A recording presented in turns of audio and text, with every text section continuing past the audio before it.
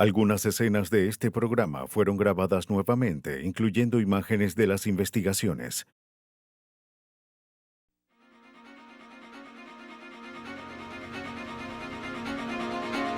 La policía de Connecticut sospecha que una mujer desaparecida fue asesinada, pero ¿cómo podrán probarlo si no han encontrado el cuerpo?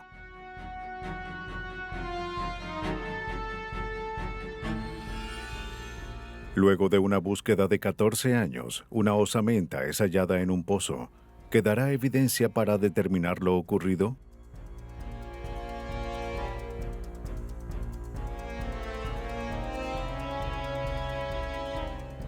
Una investigación se estanca hasta que el misterio de la desaparición de un joven se resuelve gracias a su difunto padre. Ocultar a una víctima solía ser la forma de salirse con la suya de un crimen. Pero ahora, incluso sin un cuerpo, los forenses pueden desmoronar una red de mentiras y revelar el cuerpo del delito.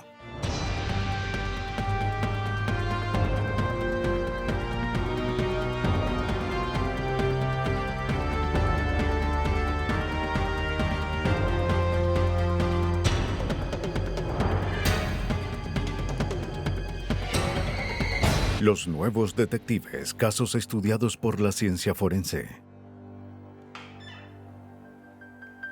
Cuerpo del delito. Un cadáver suele ser la primera pista en un homicidio. Pero sin una víctima, ¿cómo la policía puede atrapar a un asesino? Sin una víctima, ¿cómo pueden probar que ocurrió un asesinato? En diciembre de 1986, la policía de Connecticut se enfrentó con un reto similar. Hele Craft, una aeromoza de 38 años, desapareció de su tranquilo pueblo de Newtown, Connecticut. Dejó atrás a su esposo Richard y a sus 3 hijos.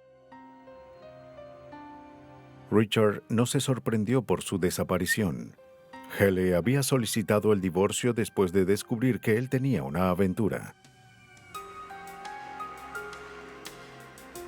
La niñera de los Craft, Mary Thomas, estaba preocupada. Sus sospechas aumentaron cuando observó manchas de sangre en la alfombra de la habitación de Hele. Llamó a la mejor amiga de Hele, quien a su vez contactó con el abogado de ella. Según el detective Joseph De Stefano, Hele pudo haber temido por su vida. Hele explicó a su abogado que si por alguna razón desaparecía o le ocurría algo, no lo considerara como una coincidencia, que algo andaba mal, y le pidió a su abogado que investigara. Y fue exactamente lo que ocurrió. Hele desapareció. La policía interrogó a Richard Kraft. Aunque sabían que su relación con Hele era inestable, no parecía un sospechoso probable. Además de trabajar como piloto en una aerolínea comercial, Richard era agente de policía y había jurado defender la ley. El arma va hacia atrás Pero y... cuando los detectives hablaron con las amigas de Hele, sus sospechas en contra de Richard aumentaron. Cuando le preguntaban a Richard dónde estaba Hele, les daba respuestas diferentes. En una ocasión dijo que ella visitaba a su madre. En otra dijo que visitaba a su hermana. En otra oportunidad dijo que no sabía dónde estaba. Eran cosas que un esposo no diría si su esposa estaba desaparecida, y eso aumentó nuestras sospechas. La policía tenía suficiente información para obtener una orden de registro, pero no la suficiente para acusarlo de algún crimen. Aún no sabían si se trataba de un caso criminal o una búsqueda interminable. En ese momento no teníamos respuestas, solo teníamos preguntas. Esperaban hallar respuestas en la habitación de los Crafts. Pero cuando obtuvieron la orden, el lugar estaba casi vacío, al parecer listo para un cambio de alfombra, o quizás con el fin de alterar la escena. Mientras Richard iba hacia Florida para pasar la Navidad, kilómetros de distancia de la policía. Algo había ocurrido en el lugar, pero ¿el sospechoso borró toda la evidencia?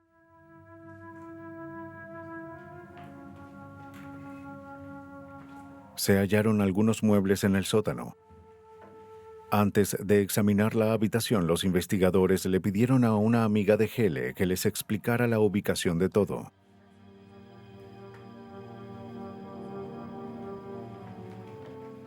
Después de organizar otra vez el cuarto, los forenses hallaron sangre en un lado de la cama. El experto Henry Lee analizó las manchas de sangre. La primera vez en que alguien es golpeado, no suele haber salpicaduras. Solo se forma una herida y cuando la sangre comienza a acumularse en la lesión, en los capilares o en la vena, se forma un cúmulo de sangre. En el segundo golpe ocurre la salpicadura. Según el tamaño y la distancia de las manchas en la cama, Lee determinó que las salpicaduras fueron de velocidad media. Eso le indicó qué tipo de arma fue usada. Fue un objeto contundente, pero no sabíamos si era un martillo, un hacha o una linterna. Pudo ser cualquier objeto contundente. Pero Lee y los investigadores concordaron en algo. Habían encontrado la escena del crimen, lo que indicaba un asesinato.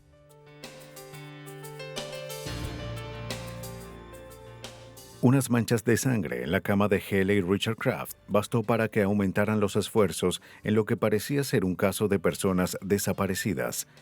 La policía creía que Hele estaba muerta y que Richard Kraft era el asesino. Pero las pruebas eran escasas. Los oficiales se guiaban más por su intuición que por evidencia. Si Hele Kraft fue asesinada, ¿dónde estaba su cuerpo? Los detectives tenían trabajo por delante. El paso siguiente en la investigación era analizar los papeles que encontramos en el lugar, en especial sus recibos de tarjetas de crédito. En una lista de compras de rutina, hubo una que llamó la atención. Descubrimos que Richard Kraft rentó una trituradora de madera en la agencia Darien, Connecticut. Aunque solo era una sospecha, el jefe de DeStefano sugirió que quizás Kraft había usado la trituradora para deshacerse del cuerpo. DeStefano tenía dudas. Lo primero que pensé es que cosas así no sucedían. Ocurrían en televisión, pero no en la vida real. Fue a la agencia de alquiler para averiguar si era posible usar una trituradora para deshacerse de un cuerpo. El empleado le mostró la trituradora que Richard Kraft rentó el 18 de noviembre, en la fecha en la que Hele Kraft desapareció. Bien, básicamente el material tiene que entrar por este extremo y luego tiene que pasar hacia las cuchillas de estas ruedas y... Sí, que están girando. Bueno, ¿cuál es el grosor de la rueda? 5 centímetros. Es puro Pesa acero. 408 kilogramos. 408 kilogramos. Las cuchillas están en el medio. Cuando la rueda comienza a moverse, no se detiene. Ni por un momento. Exacto. Lo que entra aquí es cortado. Sí, aunque fuese una pieza de acero, quedaría cortado.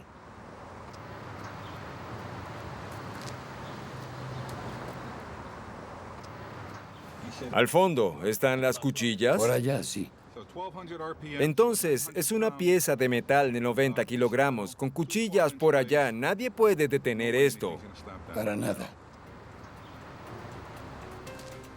Aunque la trituradora podía destruir todo lo que le arrojaran, solo podían ser objetos de 30 centímetros de altura. Deshacerse de un cuerpo de esa forma era improbable, pero no imposible. Parecía algo descabellado. Pero mientras DeStefano analizaba la trituradora, otros detectives hablaron con obreros de la localidad para ver si habían visto algo que pudiera ser una pista.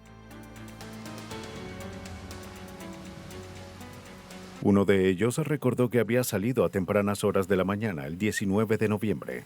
Vio a alguien que encendió una trituradora en River Road, al lado del río Housatonic.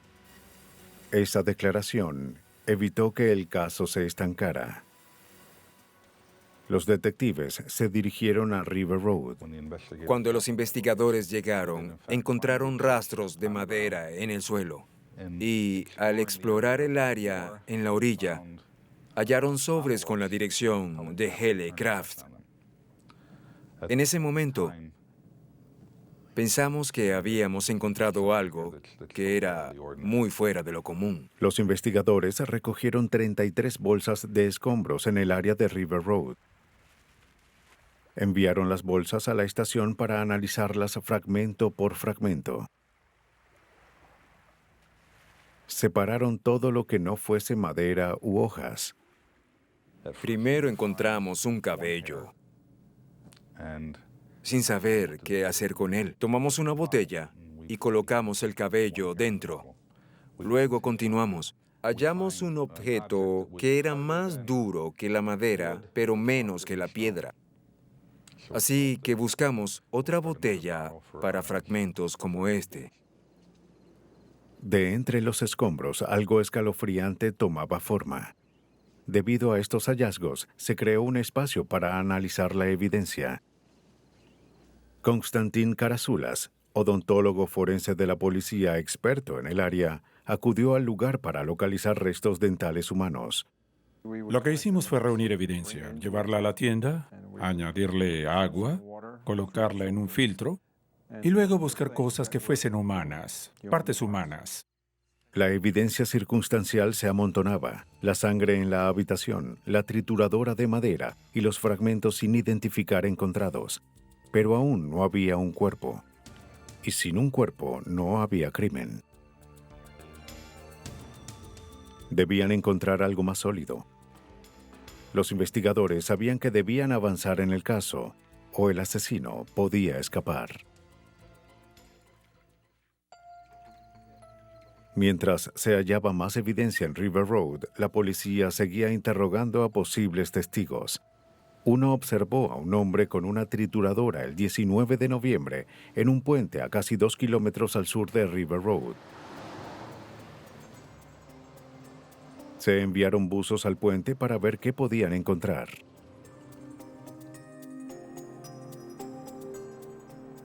El agua debajo de un puente es un depósito para todos los desperdicios.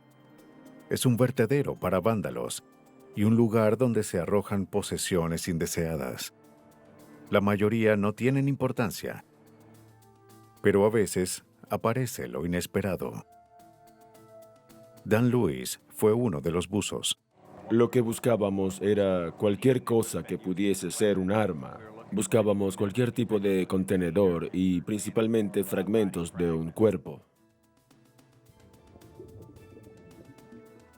Debajo del puente había muchos parquímetros, señales, carritos de compras, cosas que uno suele encontrar debajo de un puente. Algo como una sierra u otro tipo de arma hubiese estado fuera de lugar. Así que cuando la encontraron, de inmediato supimos que teníamos algo que pudo estar relacionado con el caso.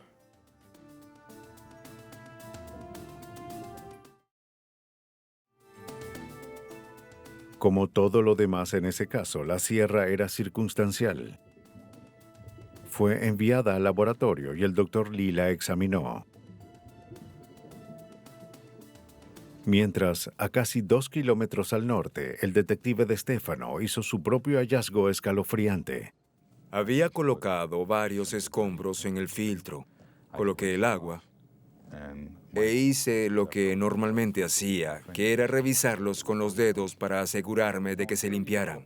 Al hacerlo, ya tenía una idea de lo que se trataba, ya que los fragmentos de madera tienen una consistencia en particular. Mientras revisaba, sentía algo que no parecía madera. Era resbaloso. Luego lo coloqué bajo la luz y vi que era la punta de un dedo. La evidencia del crimen era cada vez más clara. Pero aún no bastaba para probar que Hele fue asesinada o para identificar a su asesino. El rompecabezas se completaría en el laboratorio, donde Lee examinó la sierra. Debía haber una razón por la que la sierra estaba en el río. Al principio no sabíamos cuál era la conexión, pero al examinarla encontramos el fragmento de un cabello. Al examinarlo más minuciosamente, bajo un microscopio, determinamos que era humano. No solo humano, sino que el cabello fue decolorado y teñido. Los cabellos le parecían muy familiares a la asistente de Lee, Elaine Pagliaro. Habían examinado casi 2.000 cabellos encontrados entre los fragmentos de madera.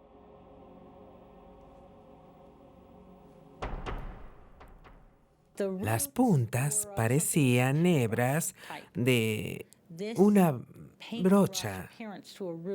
Esta apariencia ocurre principalmente cuando el cabello está en un tejido y el tejido comienza a podrirse y los químicos de la descomposición cambian la apariencia de la raíz, haciéndola parecer a una brocha. Ese detalle es importante en un caso como este, ya que indica que el cabello estaba en el tejido y que no provenía de desperdicios de una peluquería lanzados en el lugar. Los cabellos se compararon con muestras de las víctimas encontradas en la casa de los Kraft. Coincidieron. Luego analizaron la sierra.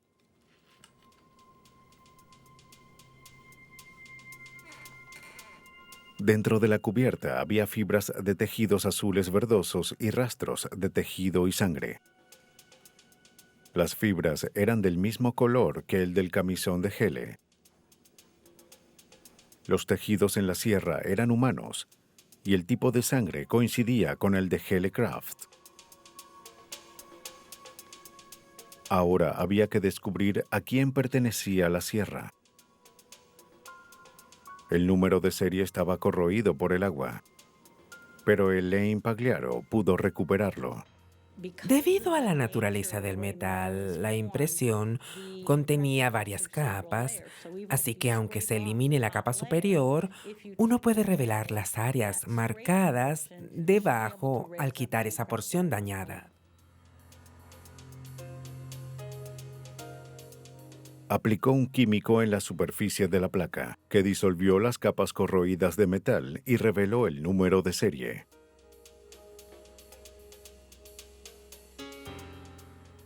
El número era E5921616. Siempre recordaré ese número.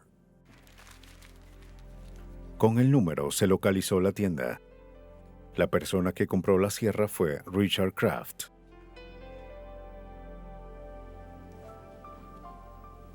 La ciencia forense vinculó la sierra con la víctima y el asesino. Pero los investigadores debían probar que Hele de verdad estaba muerta.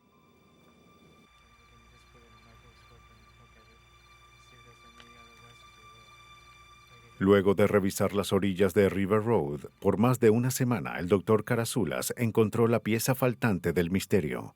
Cuando miré abajo, había un objeto. Y ese objeto resultó ser un diente humano. Para el forense, esto fue como un santo grial.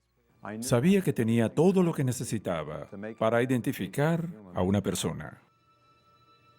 Al comparar el diente con los registros, se determinó que era de Hele Craft.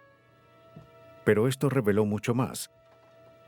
Había parte de la mandíbula en el diente y parte de la raíz ya no estaba.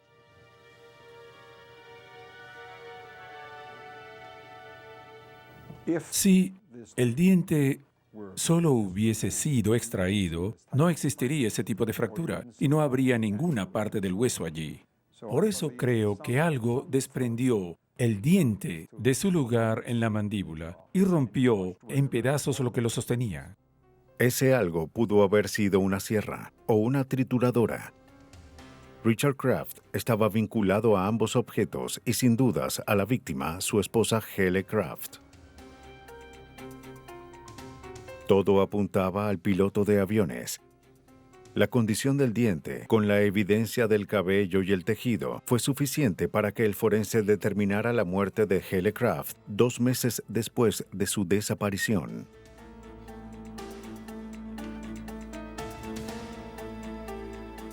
Según la evidencia reunida, la policía reconstruyó cómo pudo ocurrir la muerte de Hele Craft. En la noche del 18 de noviembre, Hele se preparaba para dormir cuando Robert la golpeó con un objeto contundente.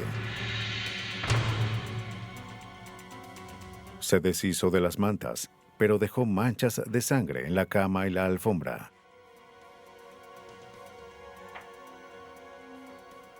Ya había rentado la trituradora, probablemente para otro objetivo. Luego se dio cuenta de que tenía la oportunidad de matar a su esposa y usar la trituradora para deshacerse del cuerpo. Pero sabía que el cuerpo no cabría en la trituradora. Por esa razón, usó la sierra. Esto no es algo que le harías ni a un animal. Es algo que no es normal. Va mucho más allá de los límites de lo que alguien puede hacerle a otro. Solo se hallaron 170 gramos de los restos de Hele Craft, menos de una milésima parte de un cuerpo humano. Pero bastó para que la policía resolviera el caso. Muchos no se dan cuenta de dos cosas. Primero, los esfuerzos que hace la policía para investigar un crimen. Y segundo, el poder de la ciencia. No conocen los nuevos adelantos que se han descubierto en los últimos años que revolucionaron la ciencia de la investigación forense. Es increíble lo que se puede lograr al unir la ciencia con la investigación. Por su crimen, Richard Craft recibió una sentencia de 50 años. Su forma nada común de deshacerse de un cuerpo contribuyó a su fracaso, aunque se requirió la ayuda de varios expertos para atraparlo. Pero no todos tienen acceso a esos recursos. La búsqueda desesperada de una mujer por su hermana le llevaría 14 años de su vida. Ava DeHart buscaba divertirse, pero cayó en malas compañías. Sus amigos eran un grupo diverso de aspirantes a motociclistas, una pequeña amenaza en el tranquilo pueblo de Fredericksburg, Virginia, en 1982. Solían reunirse en un lugar llamado The Joker's Wild. Era un grupo de jóvenes sin nada que hacer. El novio de Ava era el líder del grupo. Se llamaba George Patsolas, pero se hacía llamar George Sparta. Era un hombre más temido que respetado. Ava estaba con él desde hace 8 años. En ese tiempo, su relación se volvió más abusiva. En varias ocasiones ella lo dejó, pero no por mucho tiempo. El 20 de julio de 1982, Ava salió de su casa para trabajar en el Joker's Wild. Esa fue la última vez que la vieron con vida.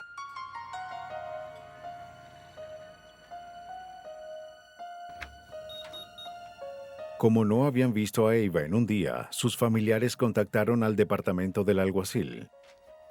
El detective Billy Bowler explica la investigación. Cuando comenzó la investigación, era un caso de personas desaparecidas, y en ese tiempo el alguacil fue el detective que tomó el caso. Él primero procedió a interrogar a la familia, luego interrogó a Patsolas y le entregó una carta. Sus familiares confirmaron que era la letra de Ava. Era como una carta de despedida. Hubo una discusión. Decía algo así como hasta luego, que ella no regresaría. Si George sabía dónde estaba Ava, no lo dijo, al igual que los demás. Sin pistas ni evidencia de un crimen, la investigación no pudo avanzar más. Creo que Patsolas fue considerado sospechoso o el responsable desde el principio, pero no habían podido obtener información. No había un cuerpo. No había ninguna evidencia forense. Ava DeHart no estaba. Y la familia de Ava no sintió ningún alivio. La hermana de Ava sospechaba que el grupo en el bar ocultaba algo. Creía que la policía no se tomaba el caso en serio. Sabía que para encontrar a Ava tendría que trabajar sola. Su actitud era difícil de tolerar al principio, ya que les mencionaba un rumor que escuché o que alguien había dicho algo y ellos decían que lo investigarían y me contactarían y así era vez tras vez. Era una montaña rusa, era una locura hablar con ellos y darles información y que no averiguaran nada. Era algo difícil de soportar. Debbie no se rindió en su búsqueda de la verdad. Desesperada por hallar a su hermana, no dejó de interrogar a los miembros de la banda y tomaba extensas notas de la información que obtenía. Sabía que su única esperanza yacía en ese grupo de motociclistas que afirmaban ser amigos de Ava. Pero ninguno habló. Todos temían a George Patsolas.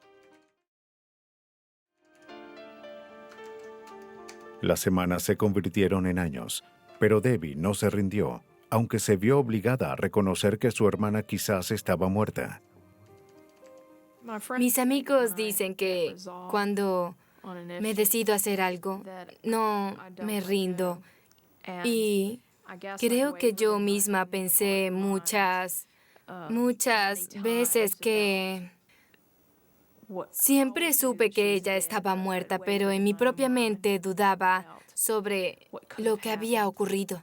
En 1996, una noticia llamó la atención de Debbie, la historia de una mujer hallada en un baúl. Sus restos fueron encontrados en Frederick, Maryland en 1982, el mismo año en el que Ava desapareció. Las técnicas de identificación no eran tan sofisticadas. El cuerpo fue identificado erróneamente y en la nueva identificación era una joven de 22 a 26 con la misma estatura y peso y fue hallada 4 semanas después de la desaparición de mi hermana y estuvo en el baúl por 4 a 6 semanas. Así que cuando escuché eso, me estremecí.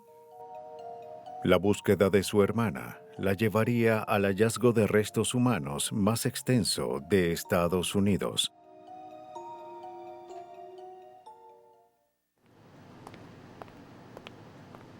En abril de 1996, el renombrado forense Doug Owsley del Instituto Smithsoniano en Washington utilizó su experticia para crear un rostro para la mujer en el baúl.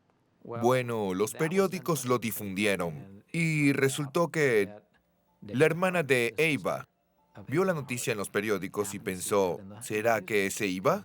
Ya que Ava desapareció en 1982.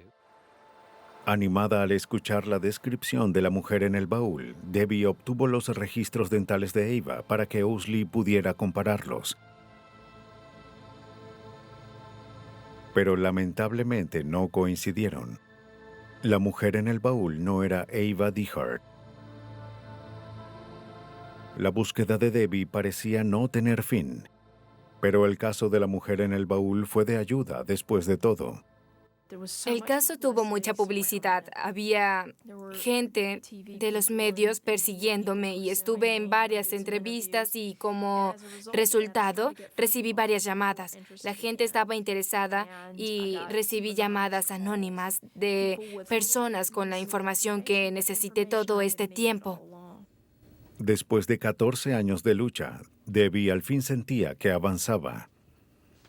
Sabía que esta podía ser su última oportunidad. Contrató al investigador privado Al Baker para que la ayudara a encontrar a los anteriores miembros de la banda. Empezamos a contactar a esas personas y Debbie pudo darnos los nombres. Ella hizo un excelente trabajo al saber quiénes eran parte de ese grupo y cómo podíamos encontrarlos. Ninguno sabía nada concreto. Muchos aún tenían miedo de George Patsolas. Pero un nombre se repetía, Barbara Canfield, la mujer que se convirtió en novia de George después de Ava, quien con el tiempo se casó con él. Una mujer dijo que ayudó a Canfield a limpiar unas manchas de sangre en el bar después de la desaparición de Ava. En ese momento, Canfield le dijo que la sangre fue el resultado de una pelea. Parecía que Barbara Canfield sabía algo. ¿Pero qué era? Debbie ya había hablado con ella, pero no logró nada. Ahora era el turno de Baker. Primero le dije quién era. Le di mi tarjeta con mis números de teléfono y le expliqué con calma que estábamos investigando con la familia DeHart y que no nos iríamos, que esta investigación continuaría, no se detendría y que hablaríamos con quien pudiéramos para averiguar dónde estaba Ava. No sé nada de eso. Baker siguió intentando hablar con Canfield. Como vio que él no se rendiría, ella trató de obtener un trato. Empezó a cooperar con el detective Bowler y el departamento del alguacil de Stafford. Los dirigió a una casa abandonada afuera del pueblo. Canfield le dijo a Bowler que la noche en la que Ava desapareció, George Patsolas le pidió que lo ayudara a lanzar algo pesado en un pozo. Le dijo que no hiciera preguntas. Ella no se atrevió. Nos señaló ese pozo. Luego obtuvimos una orden para registrar la propiedad. Fuimos con la policía estatal y la policía del condado de Orange. Y llamamos a los bomberos del condado de Fairfax para que nos ayudaran en el proceso de exploración del pozo. Después de asegurarse de que las condiciones eran seguras, bajaron lentamente hacia las claustrofóbicas profundidades del pozo. El agujero era de 0.18 metros cuadrados por 2 metros de profundidad. Pronto procedieron a subir cubetas llenas de escombros.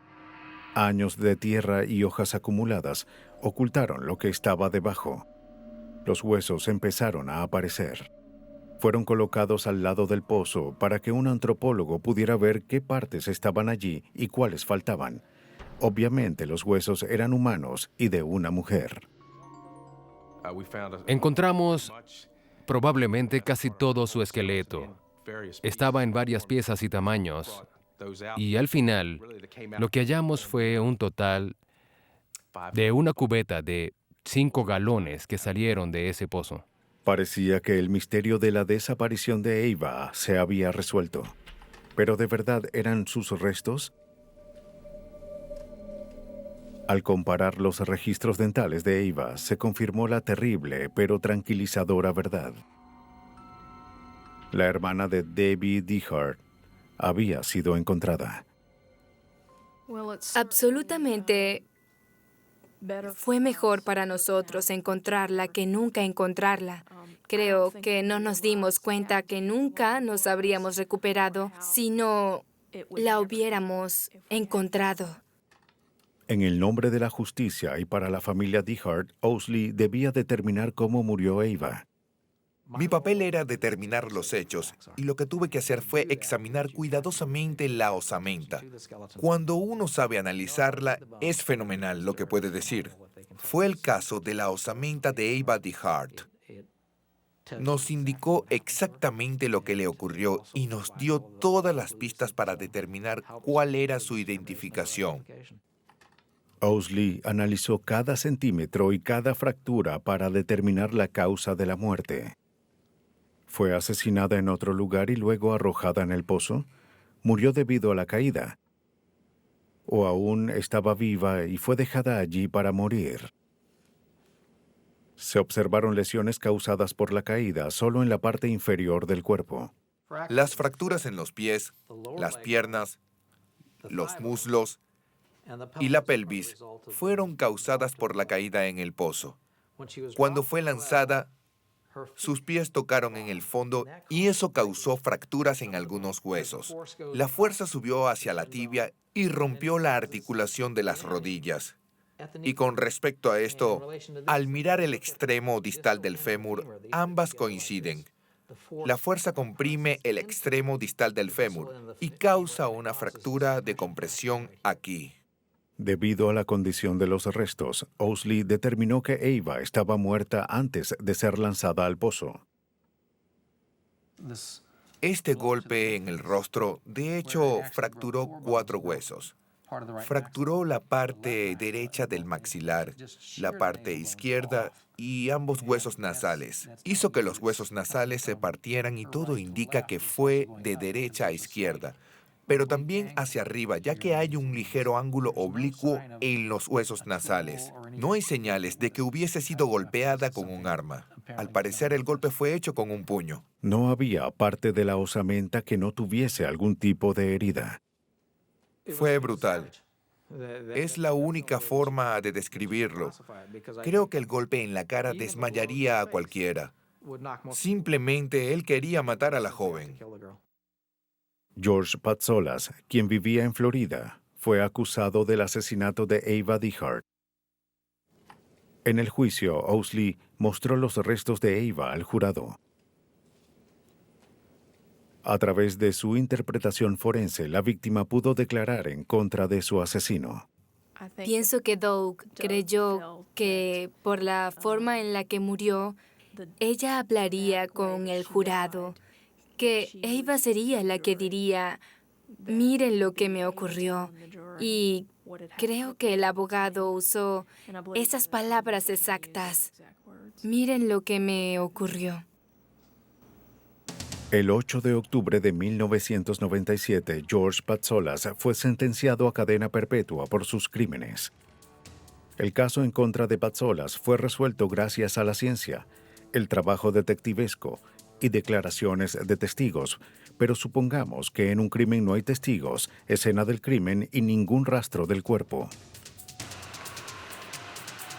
En abril de 1992, un Chevette de 13 años de antigüedad fue remolcado hacia un lote en Louisville, Kentucky.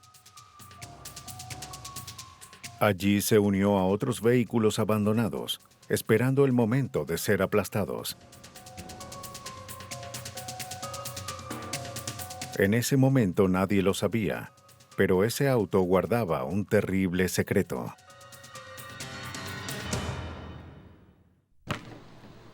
¡La tengo! ¡John! Todos en New Albany, Indiana, sabían que Eric Humbert y Jonathan Whiteside eran los mejores amigos. ¡Es mía! ¡Lánzala! Estuvo cerca. Sí, para la próxima. Trabajaban juntos en el Servicio Geológico de Estados Unidos y jugaban después de trabajar y los fines de semana. Así que lo lógico era que John Whiteside hubiese sido la última persona en ver con vida a Eric Humbert. En la tarde del 15 de enero de 1991, después de un juego de básquet con sus compañeros, los dos condujeron hacia un taller para dejar el auto de Whiteside antes de dirigirse a casa. Pero a las 9:30 de esa noche, Humbert aún no había llegado a su casa. La esposa de Eric, Missy, dijo que llamó a Whiteside para saber si lo había visto. Whiteside le dijo a Missy que Eric se había ido hace unos minutos y le aseguró que llegaría a casa en cualquier momento. Pero los minutos se convirtieron en horas. A las 2 de la mañana, Missy llamó a Whiteside de nuevo. Eric no había llegado y ella estaba preocupada. Jonathan dijo que estaría allí enseguida. Eric nunca regresó. Aunque Missy habló con la policía el día después de la desaparición de Eric, no denunció su desaparición sino 2 semanas después. Su relación tenía problemas, y ella pensó que Eric quizás quería pasar algo de tiempo solo. Pero ahora creía que algo terrible había pasado. Eric se había marchado por mucho tiempo. No habría abandonado a su hijo de 18 meses. El detective Kid Whitlow de New Albany dirigió la investigación. Interrogamos a sus compañeros. Había rumores de que Eric tenía una novia en otro estado. Hablamos con esa persona y ella dijo que no había visto a Eric. Así que su desaparición era un misterio para todos. No solo desapareció él, sino también su auto, sin rastro. Pero sí averiguaron algo interesante al interrogar a los compañeros de Missy. Dijeron que Jonathan solía visitarla en su trabajo. Y algunos afirmaban que Jonathan y Missy tenían una aventura. Las sospechas surgían en torno a Jonathan Whiteside, pero no había evidencia de que hubiese ocurrido un crimen. Nada lo vinculaba con algo ilegal. Los dos eran culpables de indiscreción, pero la ley no penaba eso. Los meses pasaron. Parecía que a Eric y a su auto se los había tragado la tierra. Mientras Whiteside se mudó con Missy y su hijo.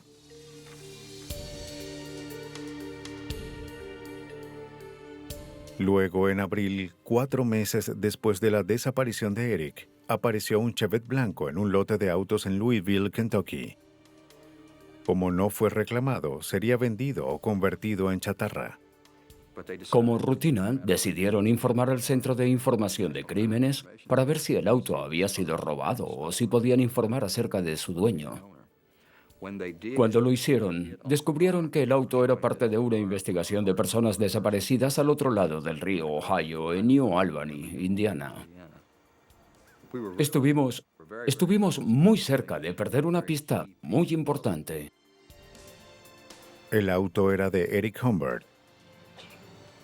Le habían quitado la placa. En la puerta trasera había rastros de sangre. Mira esto.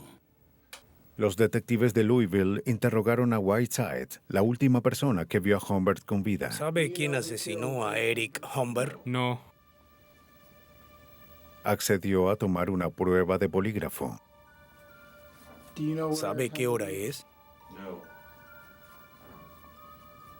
Y falló. ¿Mató a Eric Humbert? No. Cuando lo confrontaron con el resultado, Whiteside admitió saber más de lo que había declarado.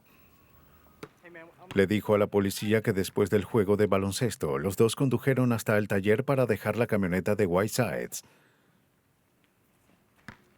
Después fueron a casa de Whiteside para reparar otro auto. A partir de allí, la historia de Whiteside tomó un giro inesperado. Dijo que de repente Eric se enfureció y lo acusó de tener una aventura con su esposa. Seguidamente sacó un cuchillo. Hubo un altercado físico entre ambos allí en el garaje. Jonathan afirma que hirió a Eric accidentalmente durante la riña, en la garganta, una herida que según Jonathan fue fatal. Jonathan cayó presa del pánico. Pensó que nadie creería que fue un accidente. Colocó el cuerpo en la parte de atrás del Chevette, manejó varios kilómetros hacia el río Ohio y lanzó el cuerpo allí. No recordaba exactamente dónde lo había dejado. La policía no creía la versión de Whiteside. Después de su declaración fue arrestado mientras se confirmaba su historia. No tenía sentido. No era nada lógico.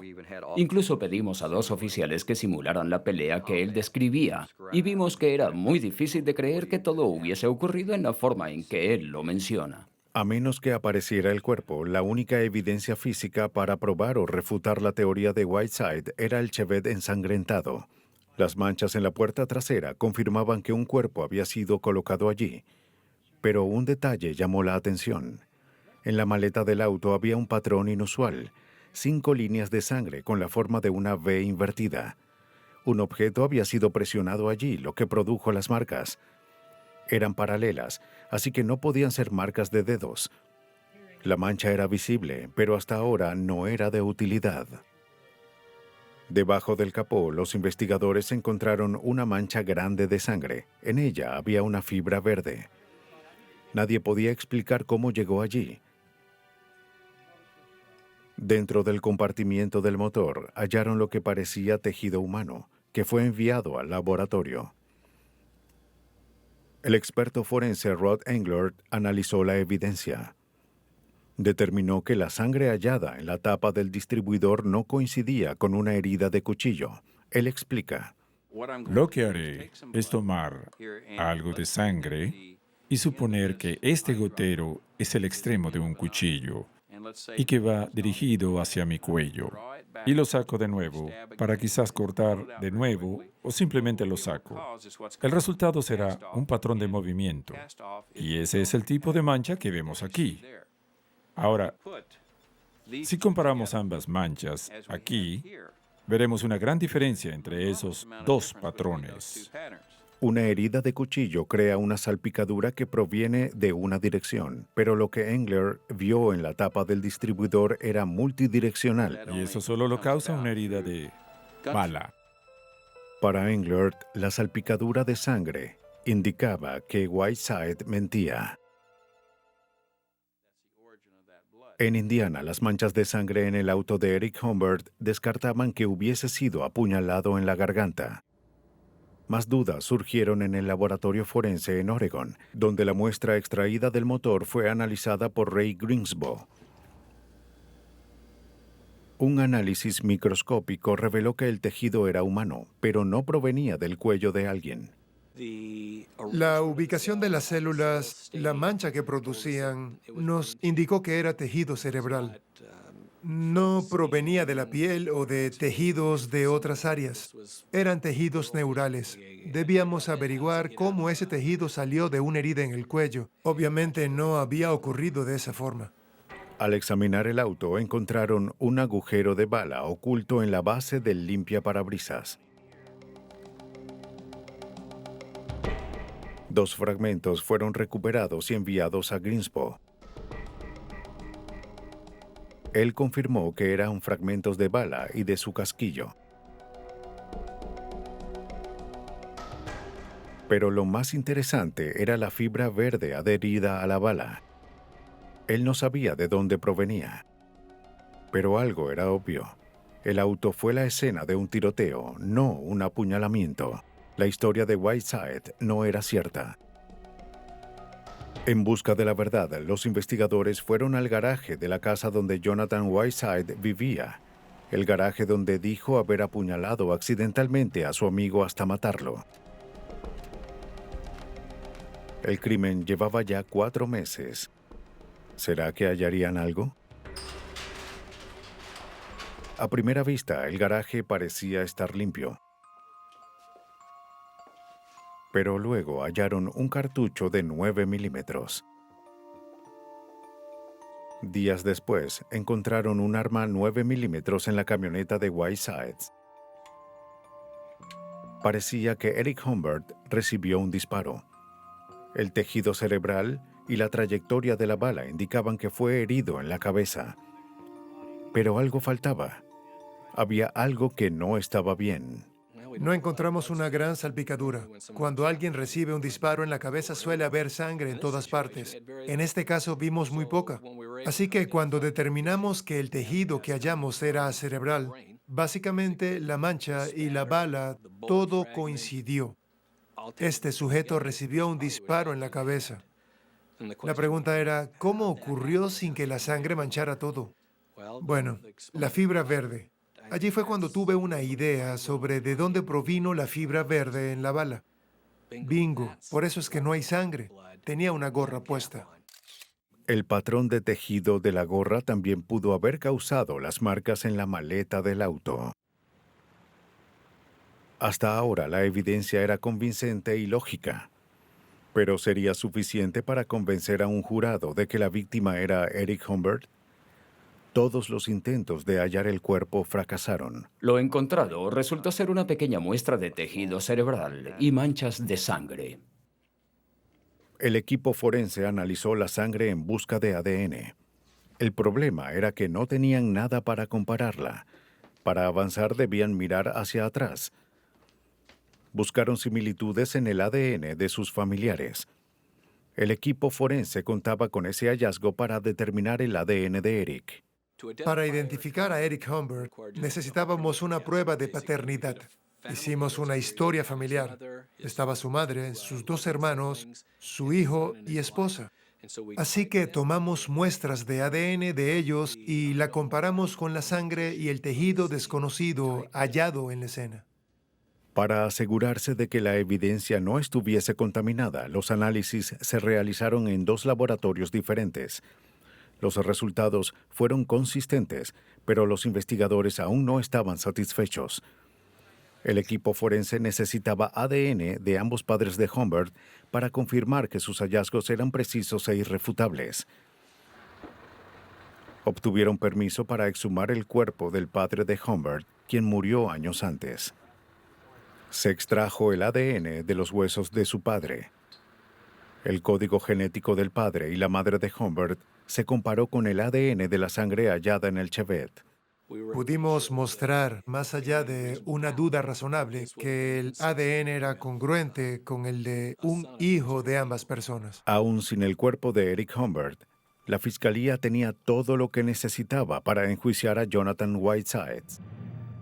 La fiscalía alegó que en la última noche de vida de Eric Humbert, él fue a la casa de Jonathan Whiteside para que lo ayudara a reparar su auto, Quizás sospechaba que su mejor amigo tenía una aventura con su esposa, pero no pudo haber sabido que ese mejor amigo lo quería fuera de su vida. Mientras Humbert se inclinó hacia su auto para mostrarle a Whiteside cómo reparó una falla similar en su Chevette, Whiteside sacó una pistola de 9 milímetros y le disparó a su amigo a quemarropa. Luego colocó a su amigo en la maleta del auto, se deshizo de él y abandonó el vehículo. Pensó que al deshacerse del cuerpo, eliminaría toda la evidencia, pero estuvo equivocado. Cuando un criminal entra o sale de una escena del crimen, siempre deja algo o se lleva algo. Y creo que eso es muy cierto. Hoy en día podemos encontrar ese tipo de evidencia que toman o dejan mucho más que hace 10 años. El jurado deliberó solo 45 minutos antes de hallar a Jonathan Whiteside culpable de asesinato. Fue sentenciado a 50 años en prisión. Hasta ahora, el cuerpo de Eric Humbert no ha sido encontrado. Cuando Jonathan fue sentenciado, la madre de Eric me tomó por el brazo y dijo, por favor, no dejen de buscarlo. Es irónico que cada vez que hayamos información sobre un cuerpo encontrado en un área cualquiera, nadie quiera decirlo. En este caso, todos nos preguntamos si se trataba de Eric. Pero aún no ha habido resultados. Seguimos buscándolo. Claro que lo buscamos. No hace mucho, cuando las víctimas desaparecían, los asesinos escapaban. Pero hoy todo está cambiando. Las leyes de la justicia se han aliado con las de la ciencia. Y aunque una víctima no sea encontrada, su asesino sí será atrapado.